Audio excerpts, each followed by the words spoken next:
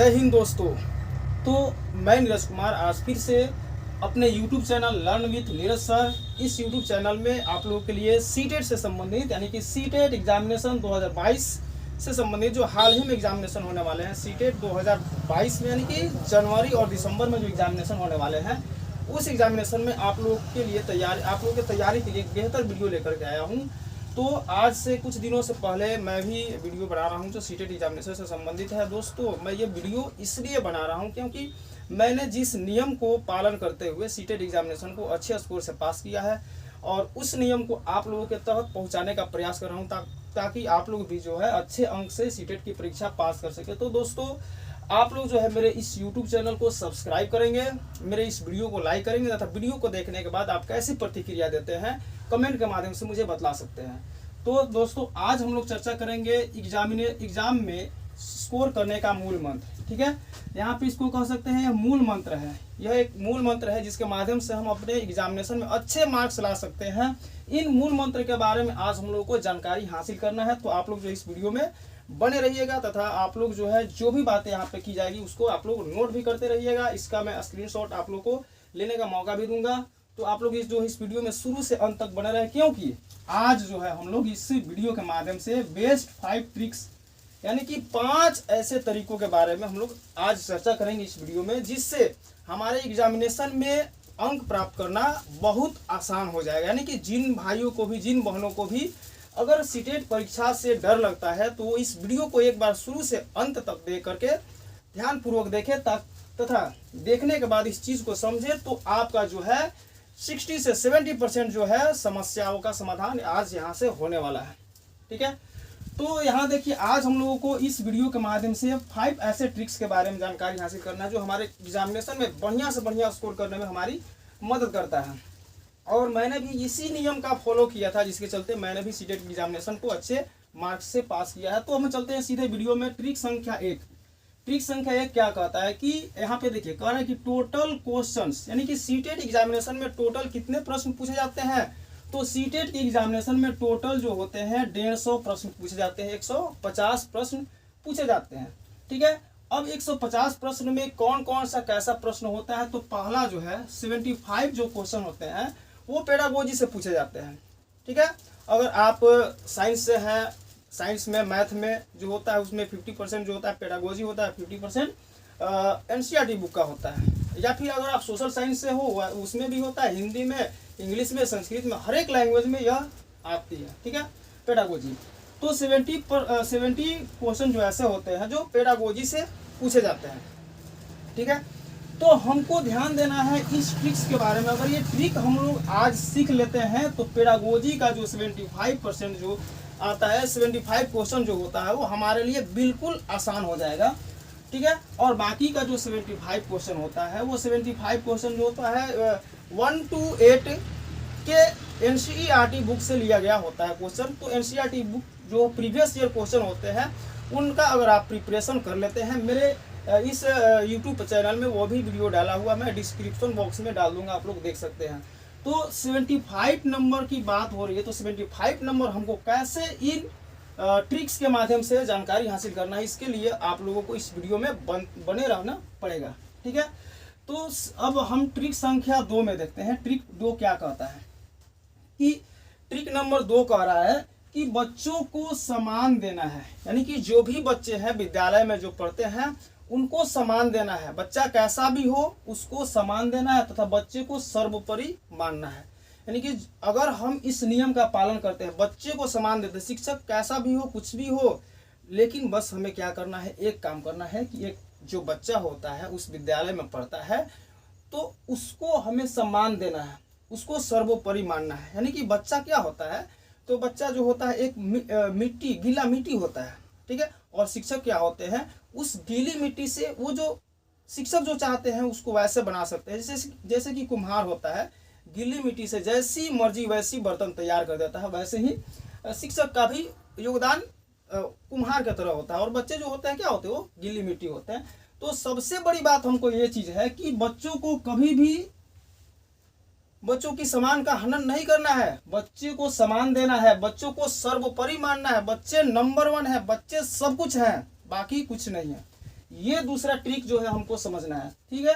अगला देखते हैं ट्रिक संख्या 3। ट्रिक संख्या 3 क्या कहता है कि बड़ा और पॉजिटिव यानी कि सकारात्मक जवाब वाला ऑप्शन पर जाना है, यानी कि वैसा ऑप्शन जो बड़ा होना चाहिए तथा पॉजिटिव होना चाहिए, वैसे ऑप्शन को देखिए और देख करके ऐसे ही टिक लगा दीजिए, तो वहाँ पे आपका आंसर बिल्कुल राइट होगा, ठीक है।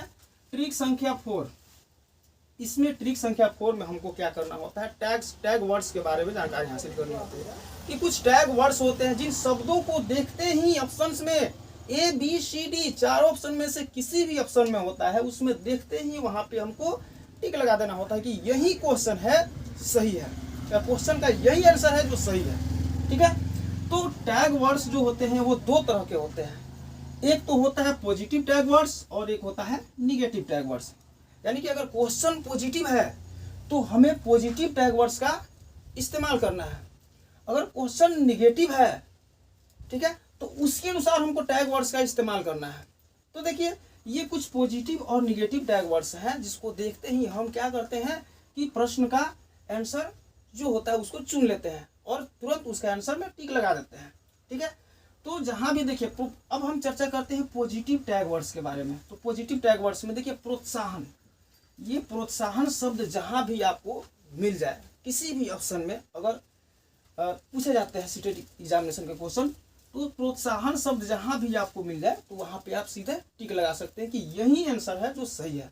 दूसरा है गतिविधि, बच्चे जो होते हैं, बच्चों को गतिविधि में लगाने की बात जहाँ पे भी होती है तो बच्चे गतिविधि करके सीखते हैं, तो गतिविधि शब्द देखते ही आप लोग जो है उसको टिक कर देंगे। अगला है सृजनात्मक, बच्चों के अंदर एक ऐसा गुण होता है जो अपने आप को सृजनात्मक बनाने का प्रयास करता है, तो जहाँ भी सृजनात्मक जैसे शब्द नजर आ जाए आपको किसी भी ऑप्शन में तो उसको भी आप लोग सही कर दीजिएगा, यह भी आपका बिल्कुल राइट आंसर हो जाएगा।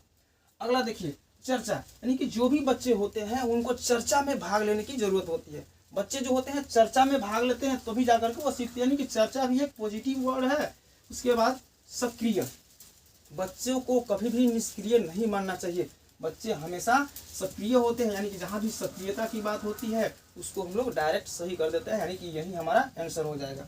अगला है अवसर, ये अवसर एक ऐसा पॉजिटिव टैग वर्ड है जो अक्सर एग्जामिनेशन में आता है, ठीक है, और ये बहुत महत्वपूर्ण होता है जानना। जहाँ भी अवसर की बात हो, यानी कि बच्चों को अवसर दिया जा रहा है तो वो जो होगा वो राइट आंसर हो जाएगा। अगला है कारण का पता लगाना, यानी कि कोई बच्चा किस कारण से विद्यालय में नहीं आ रहा है या कोई बच्चा को सिखाया जा रहा है किस कारण से वो नहीं सीख पा रहा है, इस चीज का पता लगाना, यानी कि कारण का पता लगाना, यह भी एक पॉजिटिव टैग वर्ड है। इसको भी देखते हैं आप लोग सही का निशान लगा सकते हैं।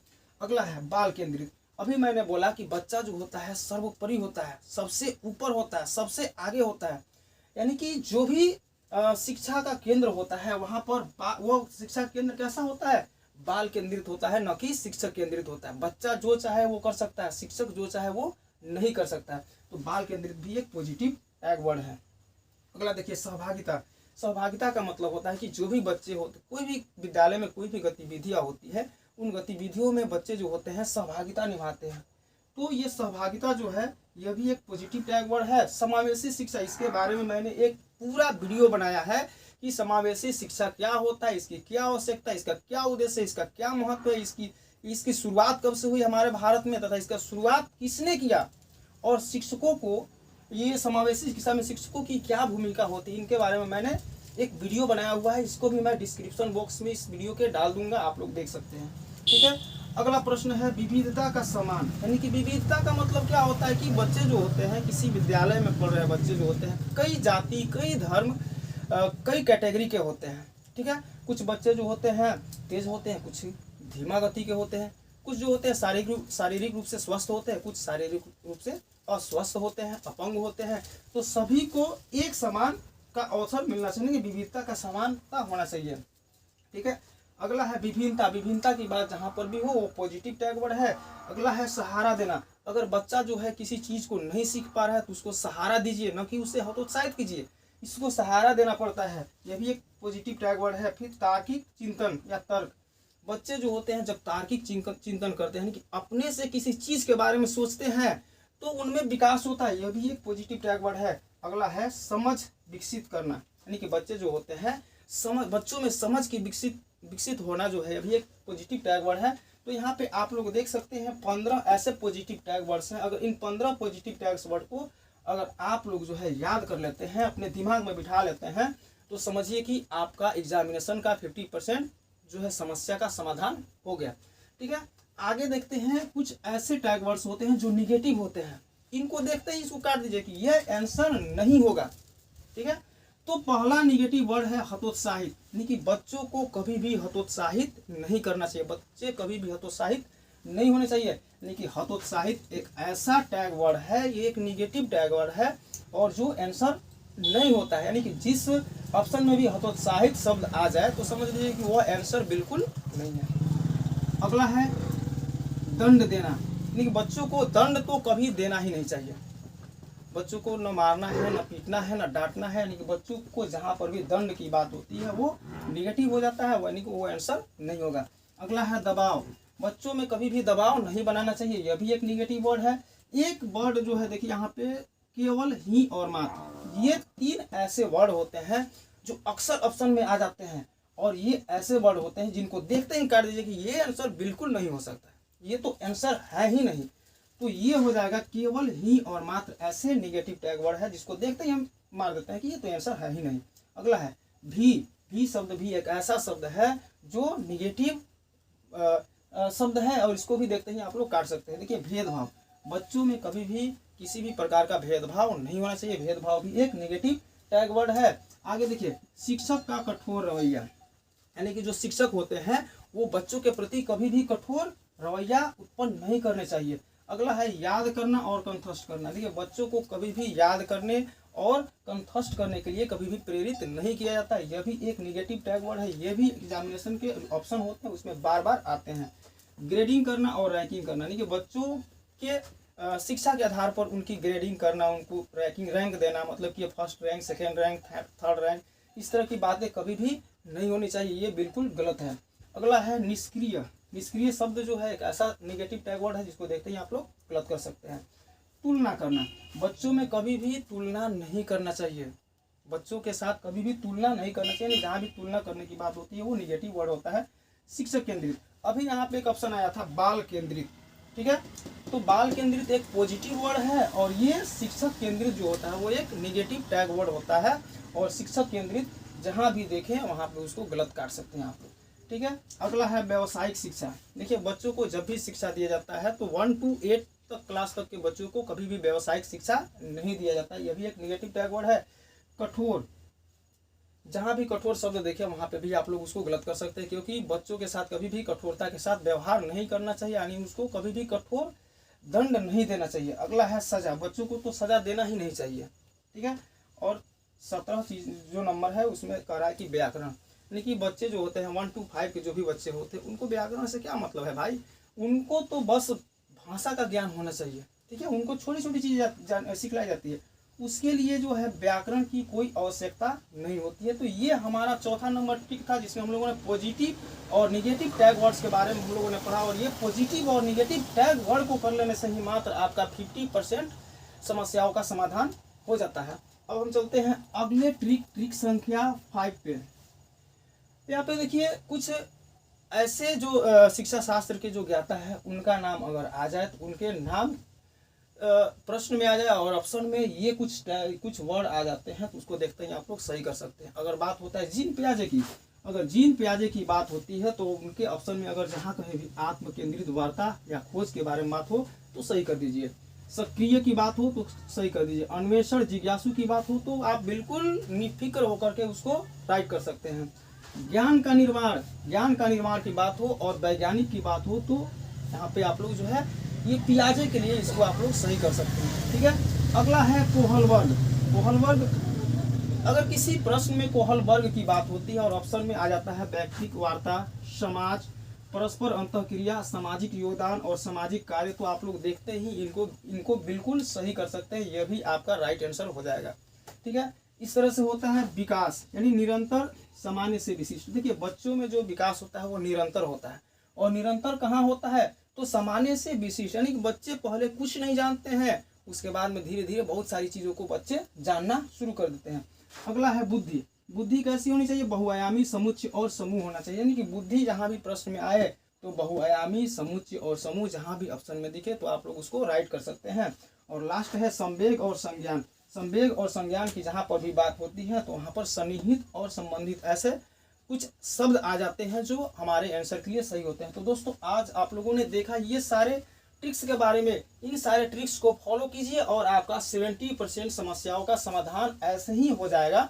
और आप जो है कुछ नंबर, अगर आप लोग जो है ये एनसीईआरटी बुक्स को पढ़ करके या प्रीवियस ईयर क्वेश्चन को करके आप वहां से हासिल कर सकते हैं। ठीक है, तो अब इन ट्रिक्स के आधार पर यहाँ पे आप लोगों ने 5 ट्रिक्स देखा, इन ट्रिक्स के आधार पर कुछ प्रश्नों का अभी हम लोग चर्चा करेंगे। ठीक है, आप लोग इस वीडियो में बने रहें।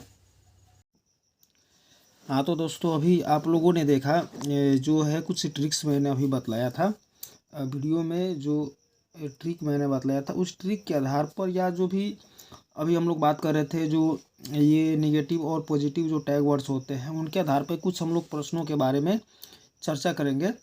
तो निगेटिव और पॉजिटिव टैग्स जो है उसके आधार पे आज हम लोगों को कुछ प्रश्नों के बारे में चर्चा करना है। दोस्तों मैंने इसको ऑन द स्क्रीन वीडियो नहीं बना पाया क्योंकि हम लोगों के पास उतनी सुविधा नहीं है, जितना सुविधा है उसके आधार पे मैं अब वीडियो बनाने जा रहा हूँ। तो दोस्तों अभी हम लोग चर्चा करेंगे कुछ वैसे प्रश्नों के बारे में जिसमें पॉजिटिव और निगेटिव टैग वर्ड्स दिए हुए हैं। तो देखिए यहाँ पे आता है हमारा पहला प्रश्न जो है। ठीक है, पहला प्रश्न क्या कह रहा है कि निम्नलिखित में कौन सी प्रगतिशील शिक्षा की विशेषता है। ठीक है, तो यहाँ पे देखिए अभी हम लोगों ने पढ़ा नेगेटिव और पॉजिटिव टैग के बारे में, तो यहाँ पे कुछ ऐसे भी शब्द दिए हैं जो पॉजिटिव और नेगेटिव के रूप में हम लोग उसको देख सकते हैं। तो यहाँ पे आप देख सकते हैं एक शब्द लिखा हुआ है ये केवल, जैसे कि इस ऑप्शन को पूरा पढ़ लेते हैं। केवल प्रस्तावित जो होता है केवल प्रस्तावित पाठ्यपुस्तक के अनुदेश, यानी कि ये जो केवल शब्द आया इसे समझ जाइए कि ये निगेटिव है और यह आंसर नहीं होगा, इस पर ध्यान ही नहीं देना है, सिर्फ इस शब्द को देकर के केवल। फिर अगला टॉपिक देखिए कि परीक्षा में अच्छे अंक प्राप्त करने पर बल। देखिए कभी भी विद्यार्थी को अच्छे अंक प्राप्त करने पर बल नहीं देना चाहिए, यह ऑप्शन भी गलत है। अगला देखिए बार बार ली जाने वाली परीक्षा है। तो ये परीक्षाओं को बार बार नहीं लेनी होगी। अगर विद्यार्थी की प्रगतिशील शिक्षा की विशेषता की जानकारी देनी हो तो हमें इस ऑप्शन को भी हम गलत कर सकते हैं। ठीक है, और यहाँ पे ऑप्शन नंबर जो हमारा डी है, डी को हम लोग देखते हैं कि कह रहा है कि समय सारणी और बैठने की व्यवस्था में लचीलापन। ठीक है, यहाँ पर एक शब्द आया है लचीलापन, यह एक पॉजिटिव टैग वर्ड है। इसके आधार पे जो हमारा इस प्रश्न का जो आंसर हो जाएगा वो हो जाएगा option number D. Option number D कह रहा है कि समय सारणी या बैठने की व्यवस्था में लचीलापन के माध्यम से जो है किसी भी विद्यार्थी की प्रगतिशील शिक्षा की विशेषता के बारे में जानकारी हासिल किया जा सकता है। चलते हैं अगले प्रश्न पे। यहाँ देखिए प्रश्न संख्या 2।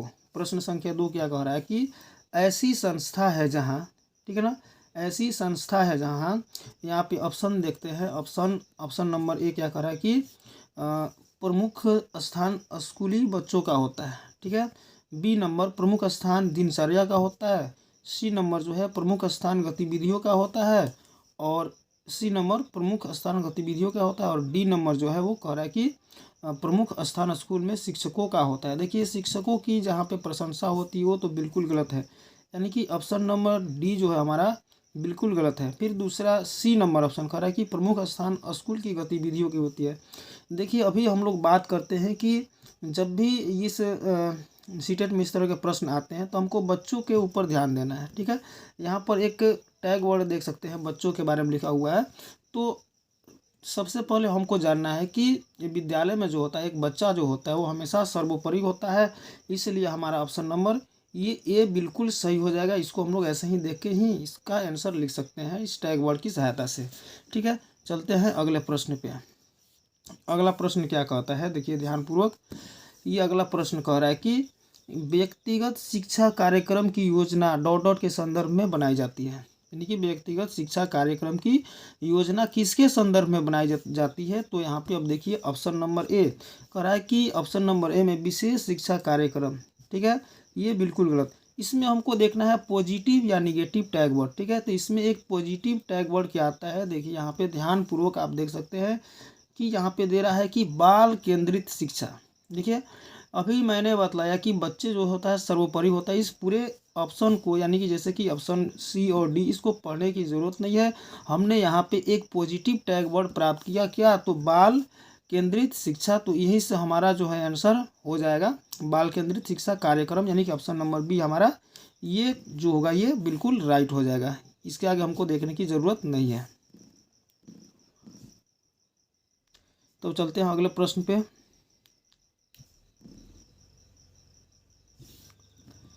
ये है प्रश्न संख्या 4। कह रहा है कि ग्रेडिंग कोडिंग अंकन और क्रेडिट संचय प्रणालियों के कुछ हरण हैं। ठीक है, अब हमको इस प्रश्न में देखना है पॉजिटिव और नेगेटिव टैग वर्ड। ठीक है, तो इसमें देखिए ऑप्शन ए क्या कहता है कि परीक्षा के उत्तर पत्रों की मूल्यांकन की प्रक्रिया, ये तो बिल्कुल गलत है। ठीक है, बी नंबर कक्षा के बच्चों की स्थिति का निरूपण, यानी कक्षा के बच्चों की स्थिति क्या है इस पर हमको ध्यान नहीं देना है। अगला है कि आलेख पत्र या रिपोर्ट कार्ड, देखिए रिपोर्ट कार्ड की जहाँ भी बात होती है वो भी निगेटिव वर्ड होता है, तो ये भी गलत हो जाएगा। आगे देखिए ऑप्शन नंबर डी क्या कहता है, अधिगमकर्ताओं की उपलब्धि के आकलन की गतिविधि, आकलन की गणना विधि। ठीक है, तो यहाँ पे एक टैग वर्ड आता है उपलब्धि, तो उपलब्धि जो होता है टैग वर्ड, इसके आधार पे हमारा ये ऑप्शन नंबर डी राइट होगा। चलते हैं अगले प्रश्न पे। ये है प्रश्न संख्या 5। कह रहा है कि समावेशी शिक्षा सिद्धांत किस पर आधारित है। तो समावेशी शिक्षा सिद्धांत जो है किस पर आधारित है। अब इस प्रश्न में हमको टैग वर्ड ढूंढना है। देखिए यहाँ पे समाज संतुलन है, फिर समता और समान अवसर। देखिए हमको एक टैग वर्ड मिल रहा है, क्या, यहाँ पर अवसर मिल रहा है। ठीक है, ये अवसर जो है एक बहुत ही बढ़िया टैग वर्ड है, और जहाँ भी इस वर्ड को देखिएगा उसको बिल्कुल राइट कर दीजिएगा। अब हमको आगे ऑप्शन पढ़ने की ज़रूरत नहीं है, यहाँ हमारा ऑप्शन नंबर बी राइट हो जाएगा। ठीक है, चलते हैं प्रश्न संख्या 6 में। तो प्रश्न संख्या 6 को पढ़ते हैं। ठीक है, प्रश्न संख्या 6 में देखिए क्या कह रहा है कि बाल मनोविज्ञान का क्षेत्र है। ठीक है, तो अब यहाँ पे हमको देखना है पॉजिटिव और नेगेटिव टैग वर्ड। तो ऑप्शन नंबर ए, बी और सी तीनों में एक कॉमन वर्ड जो आता है, जो टैग वर्ड है, जिसको हम लोग नेगेटिव टैग वर्ड बोलते हैं। और नेगेटिव टैग वर्ड क्या है, तो वो नेगेटिव टैग वर्ड है केवल। ठीक है, ऑप्शन ए में भी है, ऑप्शन बी में भी है, ऑप्शन सी में भी है। इन तीनों में एक निगेटिव टैग वर्ड है केवल, और इसके आधार पर हम समझते हैं कि ये ए भी गलत है, बी भी गलत है और सी भी गलत है, यानी कि इसका आंसर जो हो जाएगा ऑप्शन नंबर डी हो जाएगा। हमारा टैग के आधार पर इसका आंसर हो जाएगा ऑप्शन नंबर डी। कौन सा ऑप्शन नंबर डी में क्या है कि गर्भावस्था से किशोर अवस्था की विशेषताओं का अध्ययन करना, ये ऑप्शन नंबर डी हमारा करेक्ट हो जाएगा। ठीक है, अब चलते हैं। तो प्रश्न संख्या 7 क्या कह रहा है कि बाल मनोविज्ञान का केंद्र बिंदु है। तो बाल मनोविज्ञान का केंद्र बिंदु क्या है, यहाँ पर भी हमको केवल और केवल अभी हमको टैग वर्ड ढूंढना है। तो जहाँ भी शिक्षक की बात हो, शिक्षक की बात जहाँ पे भी हो, वो बिल्कुल गलत हो जाएगा। ये तो ऑप्शन हमारा सही नहीं है, क्योंकि अच्छा शिक्षक हो या नहीं हो उससे कोई मतलब नहीं है। हमारा यहाँ पे एक टैग वर्ड है क्या, बालक। बालक जो होता है, बालक सर्वोपरि होता है, बालक भगवान का रूप होता है, बालक को जिस रूप में हम चाहे ढाल सकते हैं। तो ऑप्शन नंबर बी जो होगा ये यहाँ पे हमारा पॉजिटिव टैग वर्ड आ जा रहा है बालक, और इस तरह से हमारा ऑप्शन नंबर बी सही हो जाएगा। ठीक है, चलते हैं अगले प्रश्न पे। प्रश्न संख्या 8 कह रहा है कि निम्न में से अध्यापन अधिगम का सबसे प्रभावशाली माध्यम कौन है। ठीक है, तब हमको इस प्रश्न में भी टैग वर्ड्स को ढूंढना है। ऑप्शन नंबर ए में देखते हैं। ऑप्शन नंबर ए में एक टैग वर्ड है, वो क्या है, देखिए यहाँ पे आ रहा है कि याद, यंत्रवत याद करना। बच्चे को कभी भी याद करने के लिए प्रेरित नहीं किया जाता। ये याद करना जो होता है यह एक निगेटिव टैग वर्ड होता है, तो ये ऑप्शन जो होगा हमारा गलत हो जाएगा। दूसरा है संकल्पनाओं के बीच संबंध को खोजना। ठीक है, तीसरा है बिना विश्लेषण के अवलोकन, और चौथा है अनुरणन, नकल करना। देखिए नकल करना और दोहराने की बात ये भी बिल्कुल गलत है। ठीक है, हमारा बिना विश्लेषण के अवलोकन करना ये भी गलत है। हमारा इस प्रश्न का जो आंसर हो जाएगा ये हो जाएगा ऑप्शन नंबर बी, जी हमारा ऑप्शन नंबर बी सही आंसर हो जाएगा। चलते हैं अगले प्रश्न पे। हाँ, तो अगला प्रश्न संख्या 9 देखते हैं कि छात्र के अवांछित व्यवहार के संशोधन हेतु प्रभावी विधि है। ठीक है, किसी भी छात्र के अवांछित व्यवहार के संशोधन हेतु प्रभावी विधि कौन सा है? तो यहाँ पे देखते हैं ऑप्शन नंबर ए में क्या चीज़ दिया हुआ है। ऑप्शन नंबर ए में एक शब्द दिया हुआ है, जैसे उसे माता पिता को सूचित करना चाहिए। बच्चों के अंदर क्या कमी है, क्या उसके अंदर वृद्धि है, इसके बारे में माता पिता को नहीं कहना चाहिए। एक निगेटिव वर्ड है, ठीक है, ये गलत हो जाएगा। दंडित करना, देखिए यहाँ पे दंड देना, ये जो है यह भी एक निगेटिव वर्ड है, यह भी क्या हो जाएगा, गलत हो जाएगा। नज़रअंदाज करना, बच्चों को कभी भी नज़रअंदाज नहीं करना चाहिए। तो इसका आंसर यह हो जाएगा ऑप्शन नंबर डी। क्या कर रहा है कि अवांछित व्यवहार के कारणों का पता लगाना तथा उसका उपचार का सुझाव देना, यानी कि बच्चों के अंदर किस चीज़ की कमी है, क्या कारण है कि वह शिक्षा में प्रभावी अपना प्रभाव उत्पन्न नहीं कर पा रहा है, अपना प्रभावी विधि का उपयोग नहीं कर पा रहा है, उसका पता लगाना और उसके पता लगाने के बाद उस पर उपचारों का सुझाव देना। ये ऑप्शन नंबर डी जो होगा इसका राइट आंसर हो जाएगा। चल, प्रश्न संख्या 10। ठीक है, प्रश्न संख्या 10 क्या करेगा, छात्रों में सही व्यवहार के प्रशिक्षण हेतु सर्वाधिक महत्वपूर्ण क्या है? ठीक है, तो ऑप्शन नंबर ए कह रहा है पुरस्कार। यहाँ पे एक निगेटिव टैग वर्ड आता है, पुरस्कार नहीं करना है, देना है। ठीक है, प्रशंसा भी नहीं करना है, उसके बाद दंड भी नहीं देना है, तीनों के तीनों निगेटिव वर्ड है। तो इसका आंसर हो जाएगा सही व्यवहार का प्रस्तुतिकरण करना है, यानी कि बच्चों के सही व्यवहार में प्रशिक्षण हेतु सर्वाधिक महत्वपूर्ण जो तथ्य है वो क्या है, सही व्यवहार का प्रस्तुतिकरण करना। यहाँ पे व्यवहार शब्द एक पॉजिटिव टैग वर्ड आ गया है, इसका आंसर हो जाएगा D, option number D correct answer हो जाएगा। चलिए आगे बढ़ते हैं, प्रश्न संख्या 11। तो ये प्रश्न संख्या 11 कह रहा है कि किशोर अवस्था में सामाजिक विकास पर जिसका प्रभाव नहीं पड़ता वह निम्न में से कौन है? देखिए क्वेश्चन कैसा है, यह क्वेश्चन निगेटिव क्वेश्चन है और इसका निगेटिव ही आंसर होना चाहिए। ठीक है, तो यहाँ पे बात करते हैं option number A. Option number A में जो कह रहा है कि रुचि की बात हो रहा है, तो यह एक पॉजिटिव टैग वर्ड है। ठीक है, आवश्यकता यह भी एक पॉजिटिव टैग वर्ड है। ठीक है, अभिवृत्ति यह भी एक पॉजिटिव टैग वर्ड है। जब क्वेश्चन निगेटिव हो तो इसमें आंसर भी निगेटिव होना चाहिए, यानी कि ऑप्शन नंबर सी जो है असुरक्षा, यही इसका आंसर हो जाएगा। चलते हैं अगले प्रश्न संख्या 12 में। तो प्रश्न संख्या 12 क्या कहता है, देखिए ध्यानपूर्वक, कि परामर्श का उद्देश्य है, यानी कि परामर्श का उद्देश्य क्या है? तो इसका ऑप्शन नंबर ए कह रहा है कि बच्चों को समझना, बी बच्चों की कमियों का कारण का पता लगाना, सी बच्चों में समायोजन में सहायता करना और डी उपरोक्त सभी। देखिए बच्चों की यहाँ पे तीनों में एक टैग है, बच्चों, बच्चों और बच्चे। ठीक है, यहाँ पे तीनों में एक टैग वर्ड है। यहाँ पे बच्चों की क्या किया गया है, बातों को रखा गया है कि बच्चों को समझना है, बच्चों की कमियों का कारण का पता लगाना था तथा बच्चों को समायोजन में सहायता करना है, इसलिए इस प्रश्न का आंसर हो जाएगा ऑप्शन नंबर डी उपरोक्त सभी। ठीक है, चलते हैं अगले प्रश्न संख्या 13 में। तो प्रश्न संख्या 13 देखिए कह रहा है कि बच्चों में नैतिकता की स्थापना के लिए सर्वोत्तम मार्ग है, यानी कि बच्चों में अगर नैतिकता की स्थापना करना है तो सर्वोत्तम मार्ग क्या है? पहला ऑप्शन नंबर ए कह रहा है, ऑप्शन नंबर ए कह रहा है कि उन्हें धार्मिक पुस्तक पढ़ना चाहिए। ऑप्शन नंबर बी शिक्षक का आदर्श रूप में व्यवहार करना चाहिए।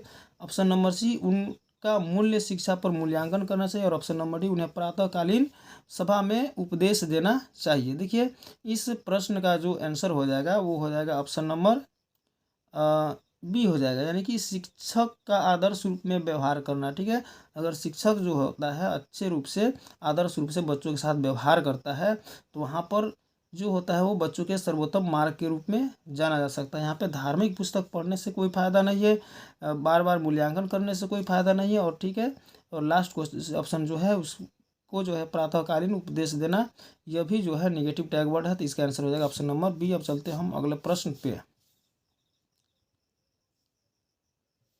तो प्रश्न संख्या 14 कह रहा है कि एक अच्छा अध्यापक विद्यार्थियों के लिए मध्य बढ़ावा देता है, यानी कि एक अच्छा अध्यापक विद्यार्थियों के मध्य बढ़ावा देता है किस चीज़ का? प्रतियोगिता का। यह जो है यहाँ पर देख सकते हैं ऑप्शन नंबर ए में जो आपको दिया हुआ है प्रतियोगिता का।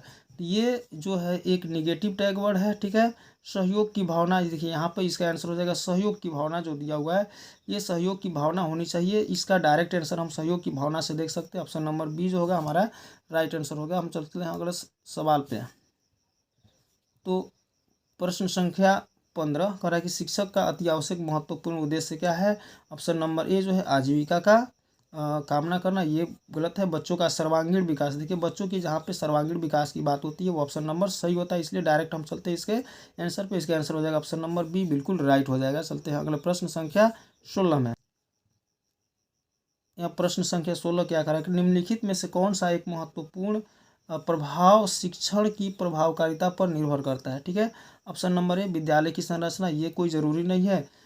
अगला जो दिया है शिक्षक की योग्यता, शिक्षक की योग्यता से भी कोई मतलब नहीं होता। अगला है शिक्षक की लिखावट, शिक्षक कैसा लिखता है इससे भी कोई मतलब नहीं होता है, बल्कि मतलब किससे होता है तो शिक्षक को विषय की समझ, यानी कि शिक्षक जो है वो किस विषय को पढ़ाता है और किस तरीका से पढ़ाता है, इस चीज़ पर निर्भर करता है। तो इस प्रश्न का जो आंसर हो जाएगा ऑप्शन नंबर बी राइट हो जाएगा, ठीक है। ऑप्शन नंबर बी राइट हो जाएगा। चलते हैं अगले सवाल पे। प्रश्न संख्या 17, शिक्षक निम्नलिखित के लिए शिक्षण संबंधी सहायता सामग्री का उपयोग करते हैं, ठीक है। शिक्षक निम्नलिखित के शिक्षण के लिए संबंधित सहायता सामग्री का उपयोग करते हैं। ऑप्शन नंबर ए देखिए छात्रों को प्रभावित करने के लिए। ऑप्शन नंबर बी शिक्षण को रोचक बनाने के लिए। ऑप्शन नंबर सी बच्चों को एकाग्रित करने के लिए। और ऑप्शन नंबर डी छात्रों के अंदर शिक्षण रखने के लिए, ठीक है। तो इस प्रश्न का आंसर हो जाएगा शिक्षण को रोचक बनाने के लिए, जो है ऑप्शन नंबर बी राइट हो जाएगा। शिक्षण को रोचक बनाने के लिए जो शिक्षक जो टीएलएम जो होता है शिक्षण सहायक सामग्री जो होता है उसका उपयोग करते हैं, इसका आंसर हो जाएगा ऑप्शन नंबर बी। चलते हैं अगले प्रश्न पे। ऑप्शन नंबर प्रश्न संख्या 18 जो है यदि बुलाए जाने पर कुछ छात्रों के माता पिता अभिभावक आकर शिक्षक से नहीं मिलते हैं तो शिक्षक को क्या करना चाहिए, ठीक है। अगर बच्चे के माता पिता या अभिभावक को बुलाने के बाद भी अगर वो माता पिता जो है शिक्षक से नहीं मिलते हैं तो एक शिक्षक को क्या करना चाहिए। ऑप्शन नंबर ए कह रहा है कि माता पिता को लिखना चाहिए, ये गलत है, ठीक है। उनसे अगला दिया है वैसे छात्रों को दंडित करना चाहिए। यहाँ पे दंड आ गया एक निगेटिव टैग वर्ड, ये तो बिल्कुल गलत हो जाएगा। वैसे छात्रों को अनदेखा करना चाहिए, छात्रों को कभी भी अनदेखा नहीं करना चाहिए, ये भी गलत है। तो इसका आंसर हो जाएगा जा करके उनसे मिलना चाहिए, ये ऑप्शन नंबर बी जो हो जाएगा वो राइट आंसर हो जाएगा। चलते हैं प्रश्न संख्या 19। तो प्रश्न संख्या 19 क्या कहता है कि विद्यार्थियों की प्रशंसा की जानी चाहिए। तो विद्यार्थियों की प्रशंसा की जानी चाहिए एकांत में बिल्कुल नहीं, अलग बिल्कुल नहीं, व्यक्तिगत रूप से बिल्कुल नहीं। और जो है बच्चों की प्रशंसा कहाँ करनी चाहिए तो लोगों के बीच करनी चाहिए, जिससे बच्चों को शिक्षा के प्रति मनोबल बढ़ता है। इसका आंसर हो जाएगा ऑप्शन नंबर सी। और आज की इस वीडियो का सबसे लास्ट क्वेश्चन के बारे में हम लोग चर्चा करते हैं। तो लास्ट क्वेश्चन देखिए ये है कि निम्न में से कौन सा वंशानुक्रम का निकाय नहीं है, ठीक है। वंशानुक्रम का निकाय नहीं है इस प्रश्न का। देखिए यहाँ पे हम लोगों को देखते हैं तो यहाँ पे हमारे पास 4 ऑप्शन है। ऑप्शन नंबर ए क्या कहता है समानता, ऑप्शन नंबर बी विभिन्नता, ऑप्शन नंबर सी प्रत्यागमन और ऑप्शन नंबर डी जो है कह रहा है कि अभिप्रेरणा। तो यहाँ पे कह रहा है कि बच्चों के